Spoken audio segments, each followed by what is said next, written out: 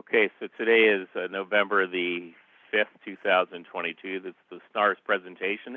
We have three little vignettes. One of them is with Chuck, WD6CHC. He's going to talk a little about his perspectives of Pacificon, the Pacific Division Amateur Radio Conference down in San Ramon, California.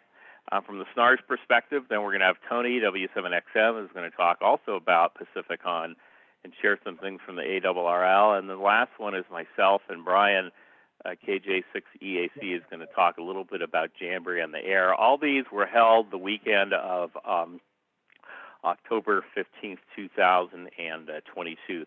So I have your pictures ready to go. Take her over there and just say when you want to go to the next picture, and I'm ready to go there. Chuck, go ahead. All right, thanks, man. How many of you have been to a ham radio convention that wasn't NVCon? Thank God. Okay. The reason I say that is because the last couple of times we brought that up, nobody had been to one, and they had no idea this was going on. They become a big club, they hang out, we eat a lot, and that's about it. Now it seems people are getting out a little bit more. Paul Belton, W7VY, and Tom Brink were over there. Tony was over there. They helped me out with the booth. The usual vendors were present. There were, all the usual suspects. It was a little smaller than previous years, but not bad. Go ahead, hit the. He's thinking about it. That was the antenna seminar on Friday. Normally that room is completely full to overfilled, and it was about halfway full. That seminar goes all day, and you literally will learn everything you ever wanted to know about an antenna and physics in that room. And it is, every couple of years I go, and every couple of years there's some new guy who's got something that you never thought would work. And, the room stands up and is cheering at the end of the thing. Sure. What level is that given at? A little bit. There'll be a guy there. There'll be guys in that room who don't know anything. And there'll be guys there who are teaching, who can, for lack of a better term, dumb it down to anything, and they'll grab you at the end of the thing and tell you everything else you need to know. Also, there was a woman and a man selling a complete guide to antennas that I had never seen before. They just created this thing. It's not out yet, but it's going to be about 500 pages, and it is very simple, got great photography, and literally covers everything. So when that happens, I'll drag that in here and you guys can take a look at it. It's good. And like I said, every couple of years, it's great. But yeah, so I think King has run with the 10 o'clock. I went to one last time. And well, that guy. Who, him? Yeah. Gordon West stopped by the booth, obviously. Known Gordon forever, and he's still up, rolling, and he's probably signed up more ham radio operators than anybody on the planet. He did He did the class, did the booth thing, did the breakfast thing. He's always a light running through the tunnel in that place, and always willing to stop and talk to somebody. Yeah, thank you. I'm still wearing shorts. Yeah. I the other day I found one of the cassette tape, him teaching Morse code at 5 words a minute in my house that I used a long time ago. All right, Barry, in another one. There's Tony stopped by the booth, doing his thing. There were constantly people stopping by the booth looking for Tony and DMR questions, as you would expect. And so he popped in. Matter of fact, that is Paul to the left there in the blue shirt, who was camping at the booth with us. Next slide there, Bear. I'm not sure what that guy was. I guess he was doing satellite stuff and selling antennas associated with it. Go ahead, Vera. Yeah, there's the rest of it. And it would auto follow satellites. He had it all figured out. Here's Gordon's book. You know, that didn't come from me, Barry. At least I don't think so. Okay, here's the swapping. And while I was going to bring this up later, generally speaking, and I assume we've all been to a swap meet or two. Yeah. All right. Generally speaking, a ham radio swap. Oh, back it up, Barry. Generally speaking, in a swap meet, we've all learned to put a sign at the bottom that says no soap, no medication, no potato chips, no ham radio stuff. That's what we want to see. Nobody wants to buy a used refrigerator. Somebody forgot that this year. Pacificon has been spectacular in the swap meet area. That guy is selling used water bottles for $1, and some books that I forgot to get my wife. That I still don't understand that guy. Yeah. Okay, Barry. It was outdoors. There was not a lot of ham radio equipment. A lot of analyzers, a lot of soap, a lot of shampoo,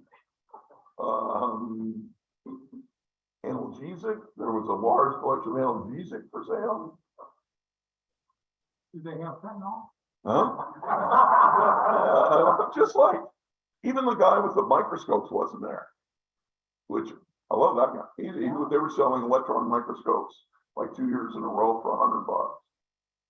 I know, y'all know. It was amazing. This guy pickup truck full of electron microscopes. Okay, there's a sort of ham radio guy, kind of, but not really. There's a radio in the car. Yeah, exactly. One thing. Okay, Barry, keep going. It isn't going to get much better. There's some coax. See, my water bottle guy.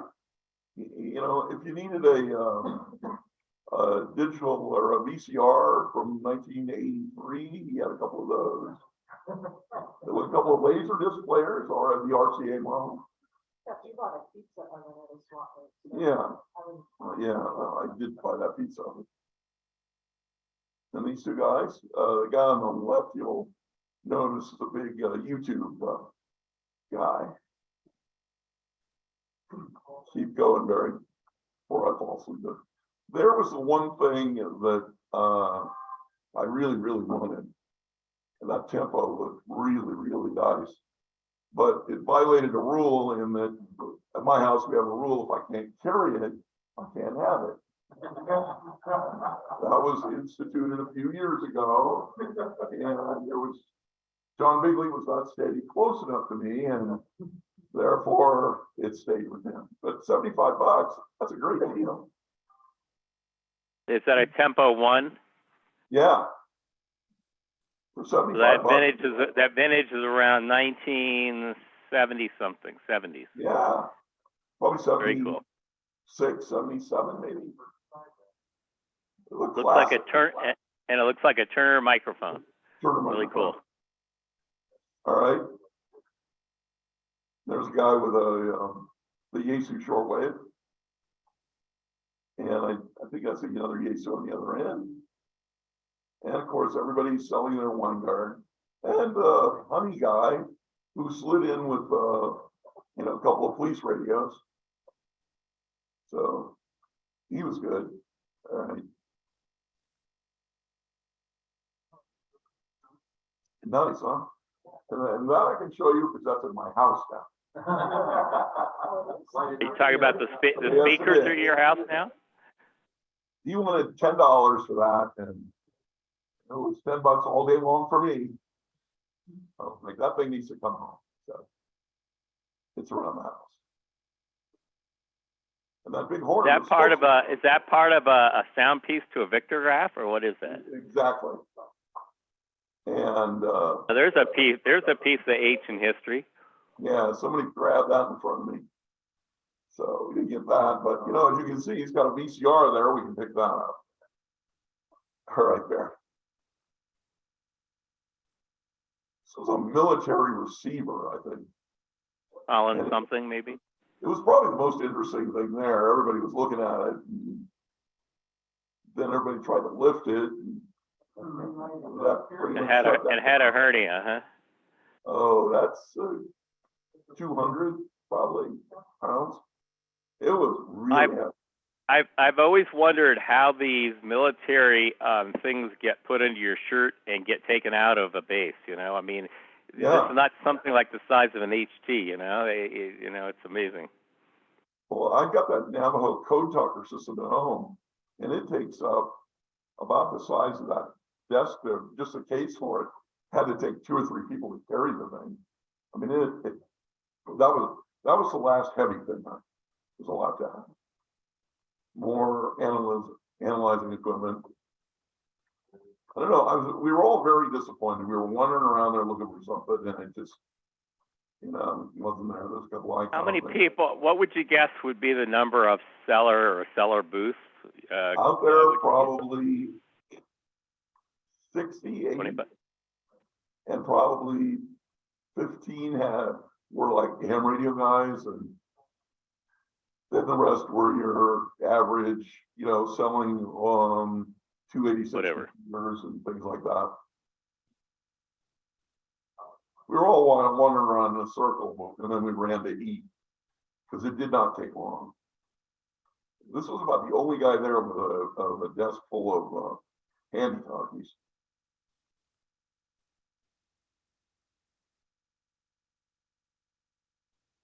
And just the usual, couple of short waves. Like maybe a couple of DMR or small HTs with the built-in little antennas there. Yeah, there were a couple of guys selling no parking signs made out of paper.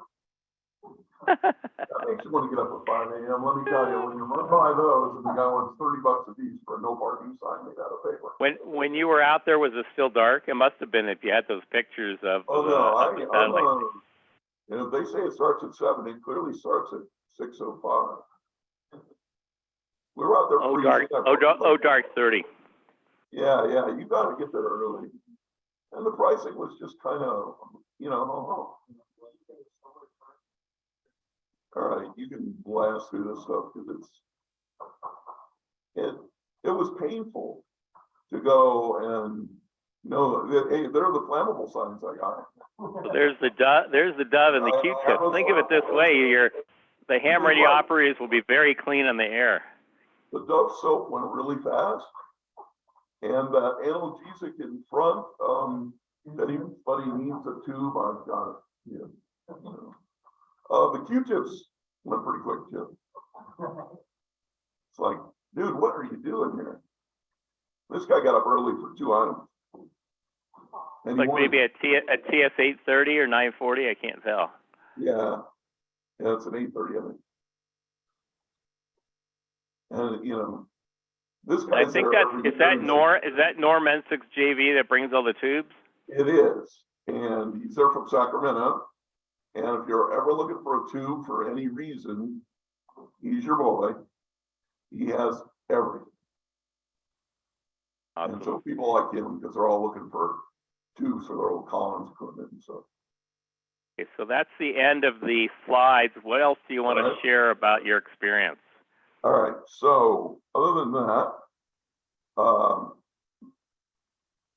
this year, like I said, the crowd was, I'd say, medium size as compared to last year when it was a little smaller and a little more COVID-ish. This year, a lot of people wear masks.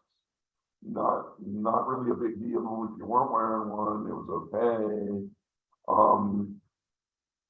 A lot of high school kids. A lot, not just the Cub Scout folks, high school kids. And I was wandering around going, wow, they sort of count these guys. And it's like, finally, they're starting to pick up. And that was good. Then the women showing up without their husbands. Like, you know, not being brought along like I've been known to do with mine to these lovely events, but actually showing up on their own, interested in ham radio, which I have not seen in this volume in a long time. I'm glad to see you guys here today. It's like a big deal. I mean, we've been trying to do this forever, and now we're showing up.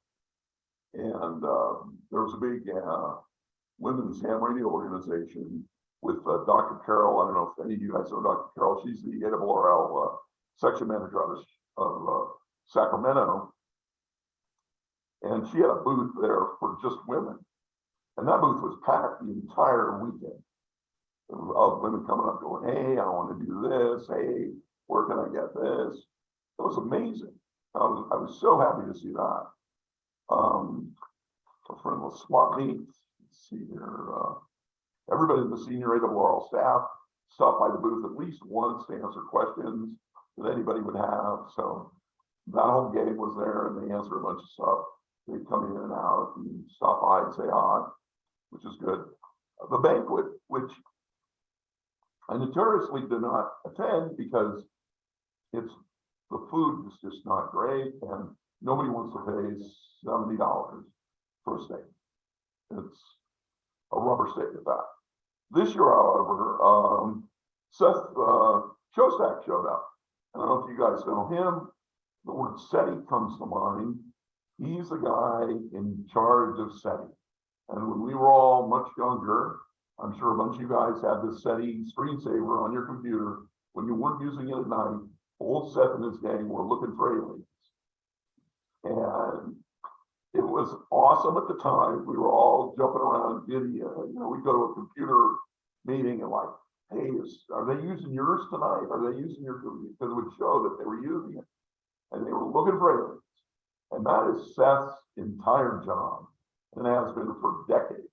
He just listens for aliens. They started out with one signal. They were listening to one signal. Now they're listening to about 77,000 signals throughout all the radio telescope antennas in the world. And it was a great evening. Seth is just an amazing human being. I'll put, there's a couple of TED Talks that he has given, and I'll put a couple of those on so you guys can see them. Also, at the QCWA meeting coming up, not the next one, but one after that, one of our members actually worked at SETI. So he'll be giving a whole presentation on that. And if you want to look, he's actually, Seth has a weekly podcast called Big Picture Podcast, wherever you get your podcasts. Now, the last topic, which I think Tony will bring up too at some point, because we were both dancing around about it. NVCon, that mythical convention that took place here a couple of years ago. We've lost the convention in Yuma. It's died via lack of sonic keys and stuff, so that's not happening anymore. Pacificon is having trouble with the hotel. They seem to want on the goddamn amount where they haven't before. Much like food town. Right. Yeah. But I can tell you, of the hundreds of place where you can't actually over. right, of the multiple hundreds of people who showed up at that booth, all of them mentioned we had a great time at NVCon. We want to come back to NVCon when is it? And so, my plea here is an exploratory committee to see how and if maybe that works. And like I said, Tony and I had a little conversation. Maybe it's a 2-day thing, scaled down. Everybody had a great time. Everybody liked the vendors. Everybody liked all that stuff. So maybe we get together a little exploratory committee to, not create NVCon to begin with, but to talk about what NVCon could be. And I completely volunteer to be part of that little group. I think it's a good thing. And there were way too many people going, hey, we want to come. We want to do this again. We had a great time. And I said, why do you compare it to this? And then they're like, we'd rather go to Nevada. We want to go to Nevada. And we're looking at, looks like Pacificon may end up in Sacramento. So, anyways, that was my long weekend. And I highly recommend guys, hit me up if you want to go sometime, if you want to hang out in the booth, we have a great time. I don't think anybody will, you know, the guys next to us in the booth were signing up so they could be next to us next year because they had such a great time.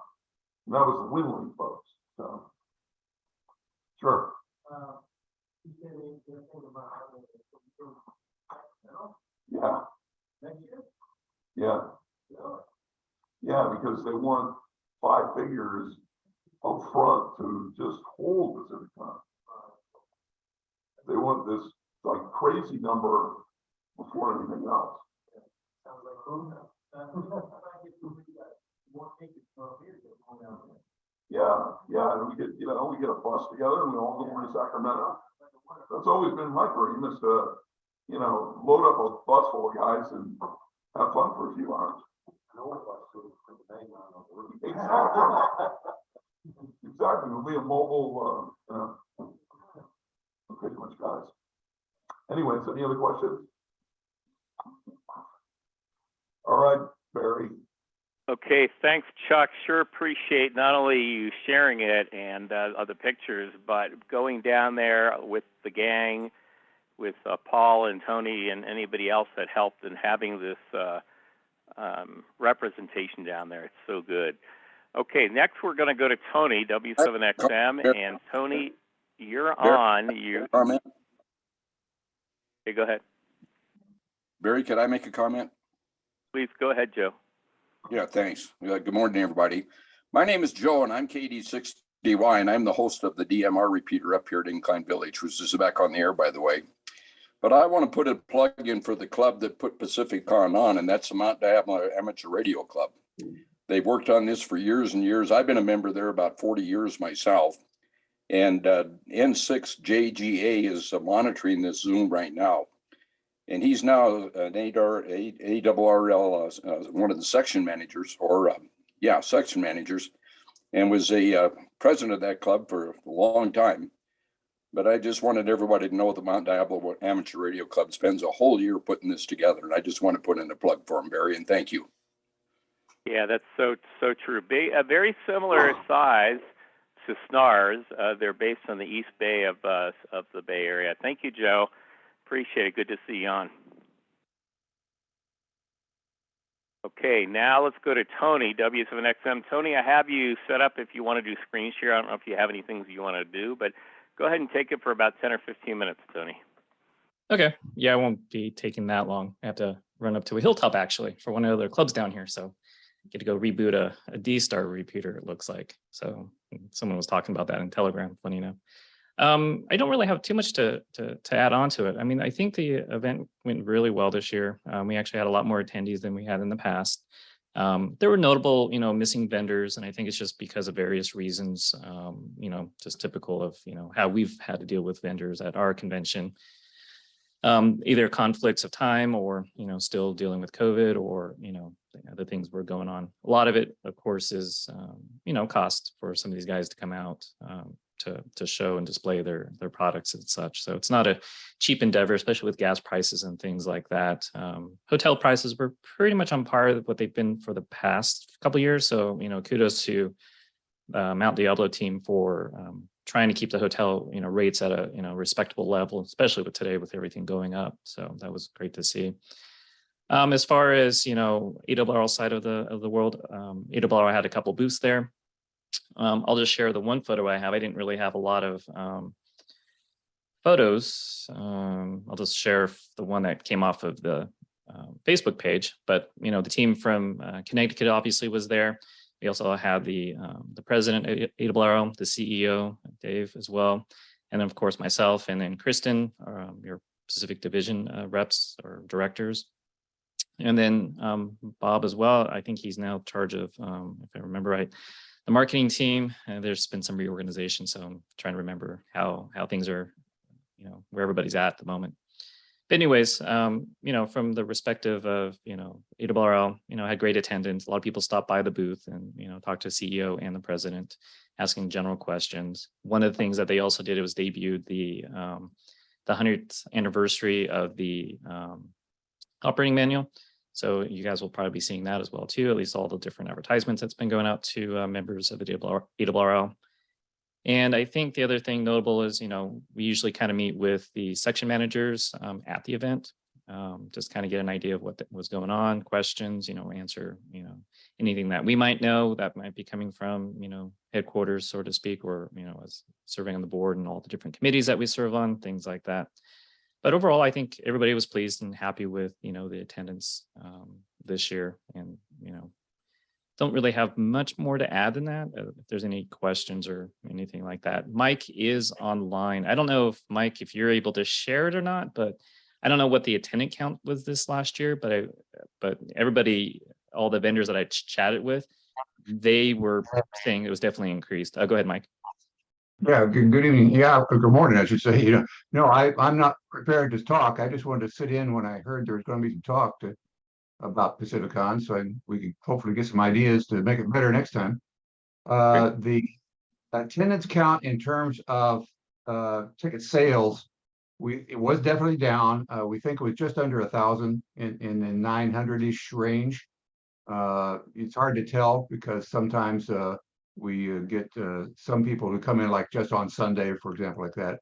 We also get some people that don't have tickets, don't need them. For example, the Boy Scouts and emergency responders.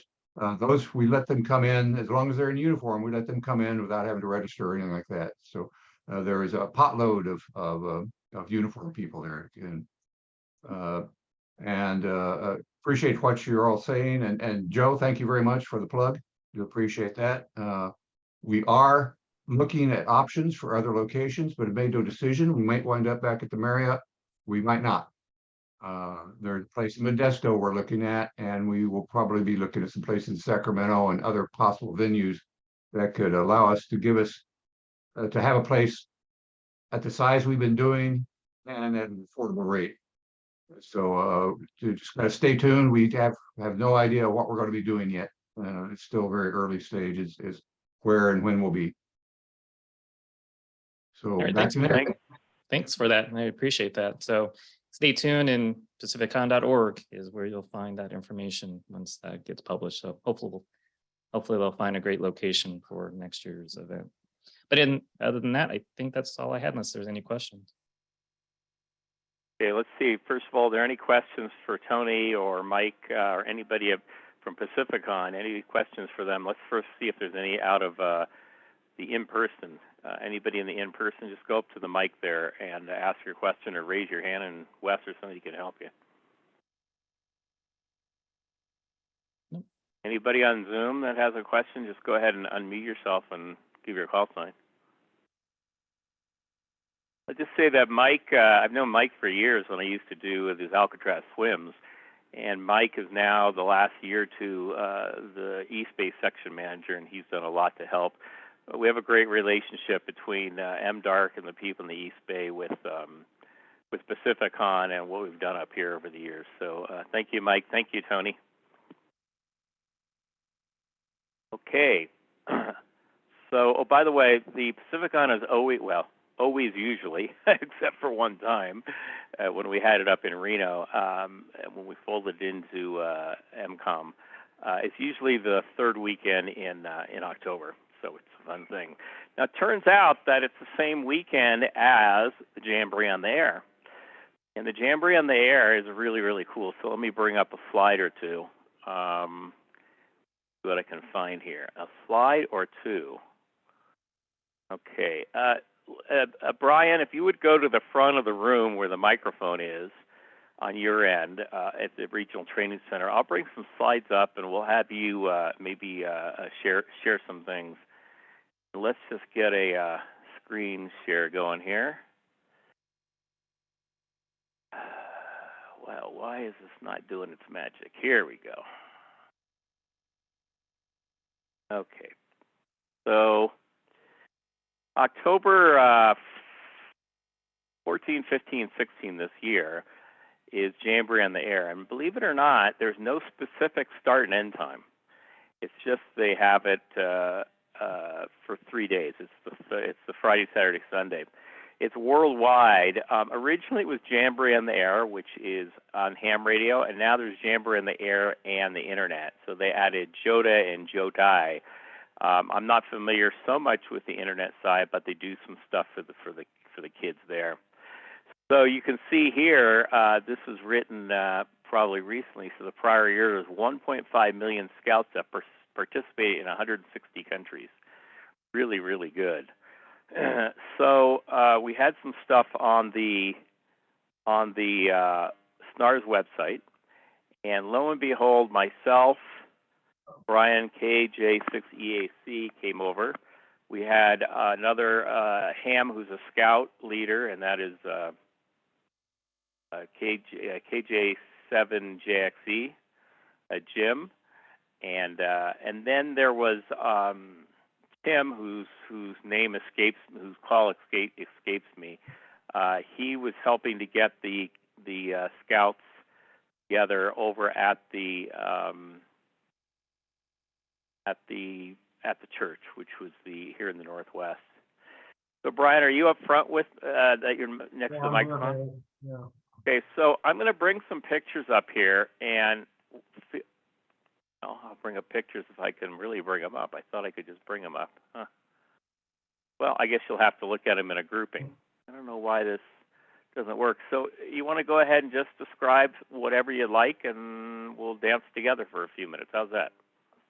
Yeah, I mean, Barry asked me if I was interested in helping. We got there, set up our radios.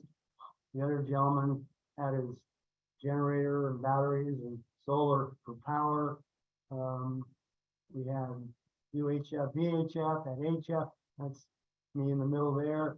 What was that, 30-something scouts show up there, something like that? Yeah, something like 35 scouts, a lot of Cubs, because this was a little more Cub-centric. But I would say about 35, you can see a lot of them. We were there as we go, we'll just dance back and forth, Brian. We were there, we set up at 9. I think the kids were supposed to come from 10:30 to 1, and they sort of came and went, and yeah, keep going. You're doing great. Not all the kids, but there was quite a few that were just hanging around, wanting to know what we were doing. They got to talk on the radio. That was, most of them were, oh wow, who am I talking to? Oh, somebody, not next door. That was interesting to them. Whether we cooperated. Yeah, quite a bit. We had 3 different, almost 4 different stations. Wait a minute, what? What was the location of? Oh, what's the name? It was a church parking. It's called St. Albert's. St. Albert's the Great Church. It's a Catholic church in Northwest Reno, between McCarran and off of Kings Row. So if you know roughly where the Walmart is on 7th up here, it's probably 5 minutes away from there. Kind of basically off the parking lot, all set up back down there. So I just want to show you, we had several radios. So this is Brian here, KJ6EAC. We're starting to call him each.